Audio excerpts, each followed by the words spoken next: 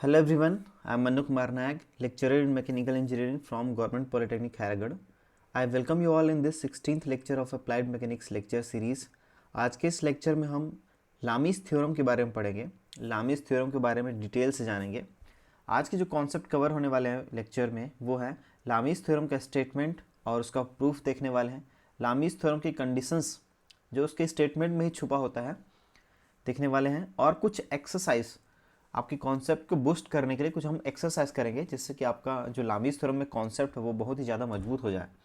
ठीक है, तो आज की वीडियो में बने रहिए और वीडियो पसंद आए तो प्लीज़ लाइक कीजिए, चैनल सब्सक्राइब कीजिए। चलिए बिना डिले के आगे बढ़ते हैं।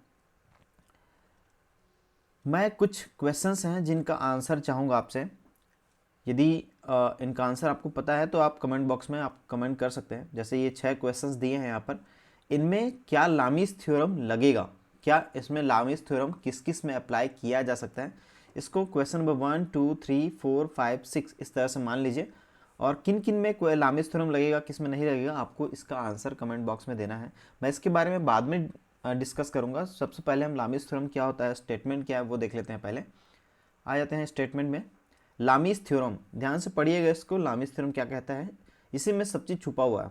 ठीक है, it states that if three coplanar forces acting at a point B in equilibrium, then each force is proportional to the sine of the angle between the other two forces.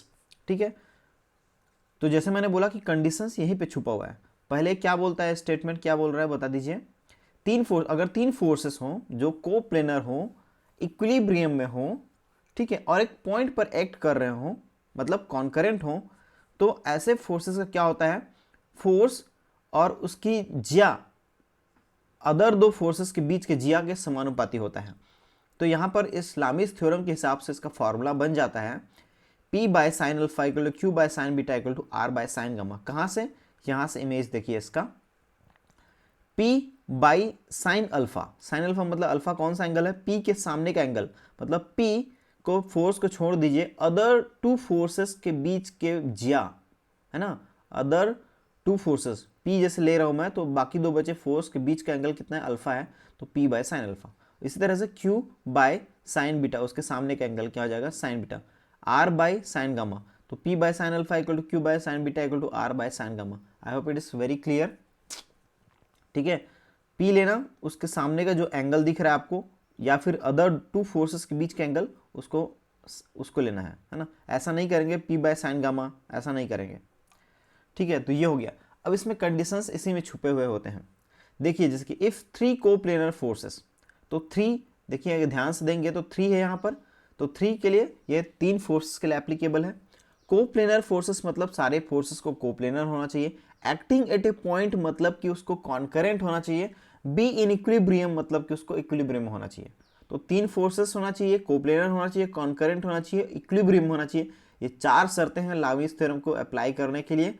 ठीक है, तो अगर ऐसा होता है तो क्या हो जाएगा, each forces is proportional to the sine of the angle between the other two forces. तो वो यहां से आप इस तरह से कर सकते हैं। इसका यूज क्या है, अगर आप लामीस थ्योरम नहीं जानते हैं तब भी इसके प्रॉब्लम्स को सॉल्व कर सकते हैं, बट लामीस थ्योरम यदि जानते हैं तो आपका जो प्रॉब्लम है वो बहुत ही सिंपल हो जाता है। कैलकुलेशन तुरंत आसान से जल्दी से आप रिजल्ट निकाल सकते हैं, रिजल्टेंट फोर्स निकाल सकते हैं या कोई अनदर फोर्स निकाल सकते हैं। नहीं जानेंगे तब भी निकाल सकते हैं। हम क्या करते हैं रिजल्टेंट निकालने के लिए, सारे फोर्सेस जो कि ना तो हॉरिजॉन्टल होते हैं ना ही वर्टिकल होते हैं, उनको उनके कंपोनेंट्स में पहले रिजॉल्व कर देते हैं, उसके बाद वेक्टर सम कर देते हैं, उसके बाद रिजल्टेंट का फॉर्मूला लगा देते हैं, वैसे भी निकल जाता है। इसका प्रूफ भी हम लोग इसी तरह से करने वाले हैं। ठीक है, तो लामीस थ्योरम आ जाते हैं हम आगे। कंडीशंस जैसे मैंने बताया पहले कि it is applied for three forces, forces should be coplanar, forces should be concurrent, forces should be in equilibrium, है ना। ये चार शर्तें हैं जो उसके स्टेटमेंट में भी आपको दिख जाते हैं, है ना। तो ये चार कंडीशंस हैं, ये चार कंडीशंस फुलफिल होंगे तब जा करके लामीस थ्योरम आप लगा सकते हैं। अगर इसमें से कोई भी वायलेट होता है तो आप लामीस थ्योरम नहीं लगा सकते। ठीक है, वेरी क्लियर, ओके। देखिए ये अगर मैं इस एग्जांपल को देखूं, पहला वाला जो मैंने पहले भी दिखाया था डायग्राम में, P by sine alpha equal Q by sine beta equal R by sine gamma, ये तो इसमें लामीस थ्योरम लग जाएगा। इसमें क्या लगेगा लामीस थ्योरम, यस इसमें भी लगेगा। इसमें भी फोर्सेस 3 फोर्सेस हैं, इसमें भी फोर्सेस कोप्लेनर हैं, इसमें भी फोर्सेस कॉन्करेंट हैं, इसमें भी फोर्सेस इक्विलिब्रियम में हैं, है ना, इसमें भी लग जाएगा। ध्यान दीजिएगा, फोर्सेस या तो बाहर निकलता हुआ दिखे ऐसा, या फिर अंदर आता हुआ दिखे, या तो डाइवर्जिंग हो इस तरह से या फिर कन्वर्जिंग हो इस तरह से, दोनों ही केस में आपका लामीस थ्योरम लगेगा। इसको मैं यहाँ पर आपको प्रेजेंट करता हूँ। यहाँ पर देखिए इसको कन्वर्जिंग दिख रहा है अभी, है ना, जैसे मैं इसको एरो लगा देता हूँ ये डाइवर्जिंग हो गया, है ना, ये जैसे ही मैंने एरो लगा दिया यहाँ पर क्या हो गया, डाइवर्जिंग हो गया। ठीक है, कन्वर्जिंग, डाइवर्जिंग, क्योंकि हम फोर्स को उसके लाइन ऑफ एक्शन पे कहीं पे ले जा सकते हैं, ना, law of transmissibility of forces आपने पढ़ा होगा, उसके हिसाब से हम फोर्स को उसके लाइन ऑफ एक्शन में कहीं भी एक्सटेंड कर सकते हैं, इससे एक्सटर्नल इफेक्ट प्रभावित नहीं होता है। इस तरह से ये कन्वर्जिंग हो चाहे डाइवर्जिंग हो, दोनों ही केस में क्या हो सकता है, ये एप्लीकेबल है, क्योंकि ये चारों शर्तों को पूरा कर रहा है।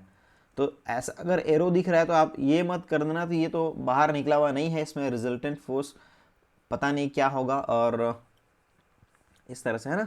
तो ये कंडीशंस हो गए, और इस तरह से ये कन्वर्जिंग या डाइवर्जिंग दोनों हो सकता है, जैसे मैंने इस डायग्राम में दिखाया। आगे बढ़ते हैं हम आपके कंडीशंस पे।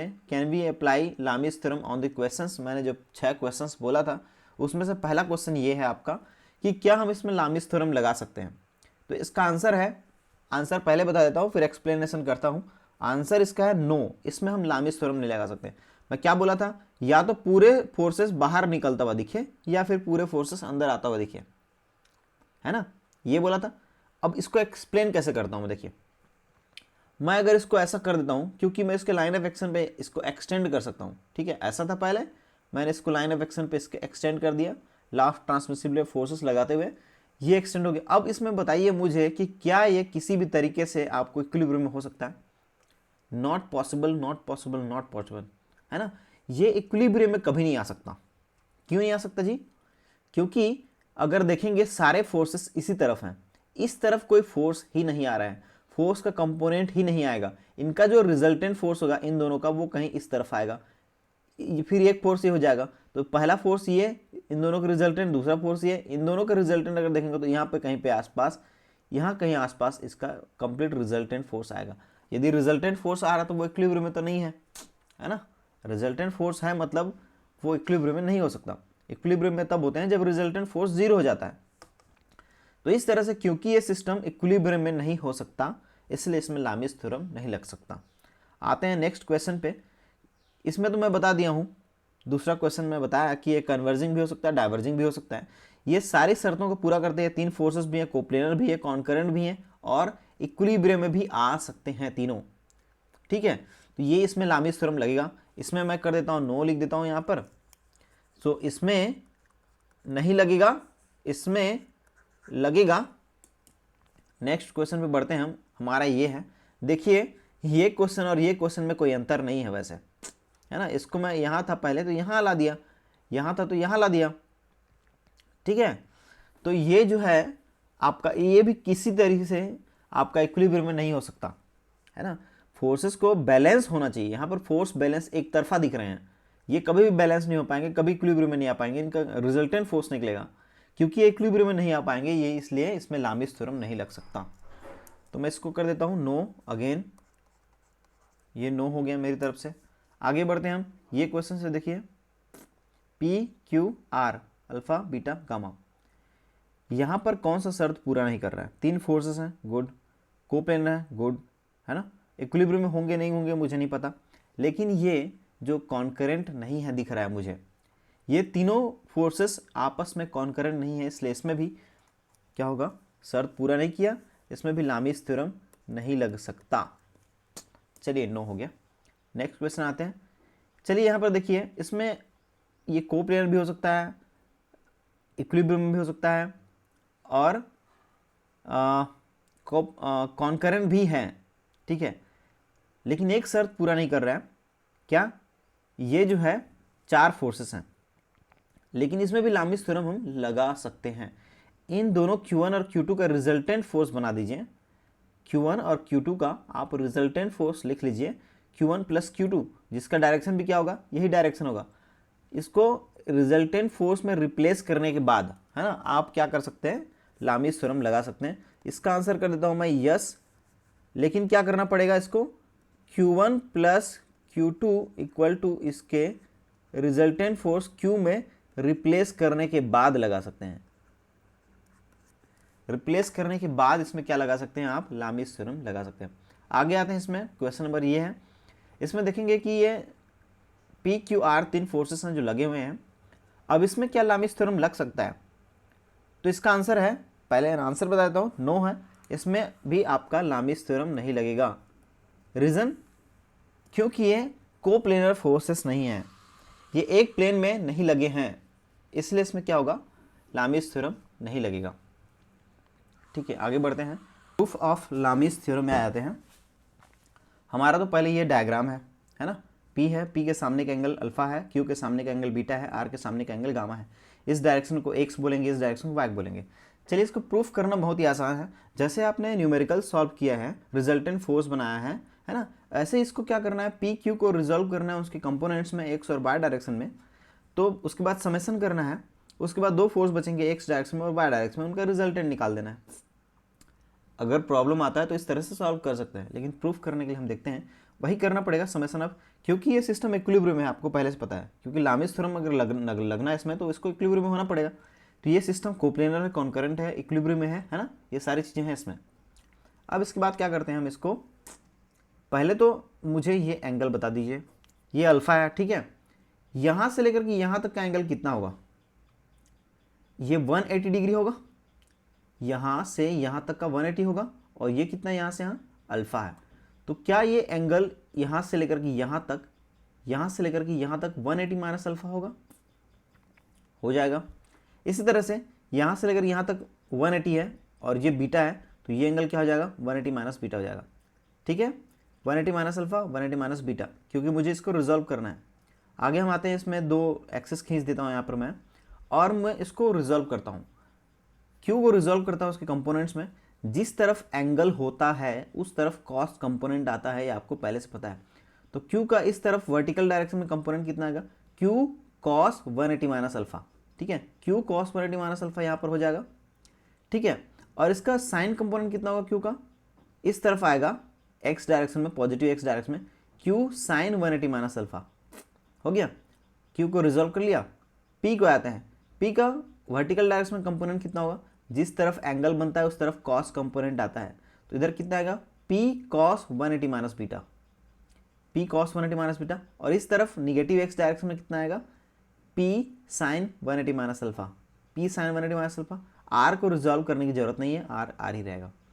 तो इस तरह से मैंने क्या कर दिया, इसको इनके कंपोनेंट्स में रिजॉल्व कर दिया।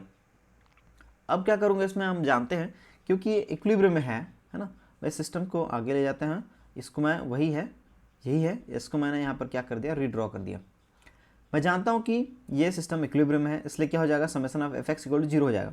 हम जानते हैं summation of F X equal to 0 हो जाएगा, तो मैं क्या लिख सकता हूँ, P sine 180 minus beta equal to Q sine 180 minus alpha. Yes of course, P sine 180 minus alpha equal to Q sine 180 minus alpha beta, है ना। पी साइन 180 माइनस बीटा, इधर के forces equal to Q sine 180 minus alpha, इस तरफ के force, तो इधर का फोर्स मैंने बैलेंस कर दिया। आगे बढ़ते हैं इसमें, क्योंकि sine 180 minus theta equal to sine theta होता है, इसलिए sine 180 minus beta equal to sine beta, और sine 180 minus alpha equal to sine alpha हो जाएगा।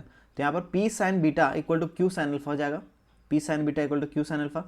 तो मैं क्या साइन अल्फा को इस तरफ ले आता हूँ, साइन बीटा को इस तरफ ले आता हूँ, तो क्या मैं P by sine alpha equal to Q by sine beta कर सकता हूँ। This is equation number 1। आगे बढ़ते हैं, हम ये भी जानते हैं कि summation of F I equal to भी 0 होगा, सिमिलरली, है ना, summation of F I equal to भी 0 होगा। तो ऊपर के फोर्सेस कितने हैं, P cos 180 minus beta plus Q cos 180 minus alpha equal to R हो जाएगा। ये हो गया, P cos 180 minus beta, Q cos 180 minus alpha equal to are.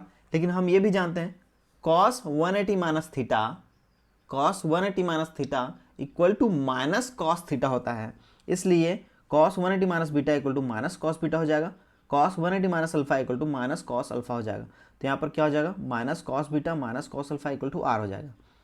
हम ये जानते हैं, यहाँ से देखिए, हम ये जानते हैं पी इक्वल टू, यहाँ से अगर देखेंगे इक्वेशन नंबर 1 से, तो P equal to Q sine alpha by sine beta हो जाएगा। साइन अल्फा को ऊपर ले जाइए, तो मैं ये जानता हूँ कि P equal to Q sine alpha by sine beta होता है। इसको मैं सब्सटीट्यूट करूँगा इस यहाँ पर सब्सटीट्यूट करूँगा, पी इक्वल टू क्या लिखूंगा, ये लिख दूंगा मैं, बाकी सब चीज़ें वही रहेगा। तो minus Q sine alpha by sine beta cos beta, ये हो जाएगा, ये हमारा आ गया। ठीक है, अब क्या हो जाएगा, आप भाई इसको अपने तरीके से धीरे धीरे पॉज करके देख सकते हैं, जहाँ समझ में नहीं आया उसको वीडियो को पॉज कर सकते हैं। ठीक है, मैं स्पीड में जा रहा हूँ क्योंकि मुझे टाइम लिमिटेशन है। मैं यहाँ से क्यू और साइन बीटा बाहर निकाल देता हूँ। ठीक है, minus Q by sine beta मैंने बाहर निकाल दिया, क्या बचेगा, साइन अल्फा कॉस बीटा, क्योंकि माइनस बाहर निकल गया तो प्लस हो जाएगा, और ये कॉस अल्फा साइन बीटा हो जाएगा इक्वल टू आर हो जाएगा। अब ये जानते हैं sine A plus B equal to sine A cos B plus cos से साइन बी होता है ना। तो वहाँ से क्या हो जाएगा, ये साइन अल्फा प्लस बीटा हो जाएगा। यहाँ देखते हैं माइनस क्यू, ये क्या हो जाएगा, साइन अल्फा प्लस बीटा, और साइन बीटा को मैंने इस तरफ ले गया। ठीक है, माइनस क्यू, ये क्या हो जाएगा, पूरा साइन अल्फा प्लस बीटा हो जाएगा, साइन बीटा को मैं इस तरफ ले गया तो आर साइन बीटा हो जाएगा। यहाँ पर अगर देखेंगे डायग्राम में तो alpha plus beta plus gamma equal to क्या है हमारा, 360 डिग्री है ना। Alpha plus beta plus gamma equal to 360 degree है। तो क्या मैं अल्फा प्लस बीटा हमारा क्या है, यहाँ पर जानते हैं ना कि तीनों सब कोणों को मिला करके alpha plus beta plus gamma equal to क्या है, 360 है हमारा। तो क्या alpha plus beta equal to 360 minus gamma कर सकता हूँ मैं इसको, ऑफकोर्स कर सकते हैं, मैंने वैसे किया। Minus Q sine 360 minus gamma equal to R sine beta. Sine 360 minus theta equal to minus sine theta होता है, ये जानते हैं आप। तो ये क्या हो जाएगा, यहाँ से क्यू साइन गामा हो जाएगा, यहाँ से माइनस निकलेगा जो कि माइनस माइनस प्लस हो जाएगा आर साइन गामा। आगे बढ़ते हैं, साइन गामा को इस तरफ ले जाता हूँ, साइन बीटा को इस तरफ ले जाता हूँ, पक्षांतर कर देता हूँ, Q by sine beta equal to R by sine gamma. Equation number 2 हो गया है। ठीक है, इक्वेशन 2 हो गया। चलिए अब इक्वेशन 1 और इक्वेशन 2 देखिए, यहाँ से Q by sine beta equal to P by sine alpha भी है। तो मैं क्या यहाँ पर फार्मूला 1 से 2 से P by sine alpha equal to Q by sine beta equal to R by sine gamma कर सकता हूँ। तो यही लामिस थ्योरम है, ये हमारा प्रूफ होता है। यहाँ से ये क्या हो गया हमारा, प्रूव्ड, हैंड्स प्रूव्ड, है ना। तो ये हमारा हो गया आज का, प्रूफ भी हो गया। ठीक है, उम्मीद करता हूँ ये वीडियो आपको पसंद आया होगा। Please like this video, subscribe the channel and hit the bell icon for regular updates. Thank you. Bye bye.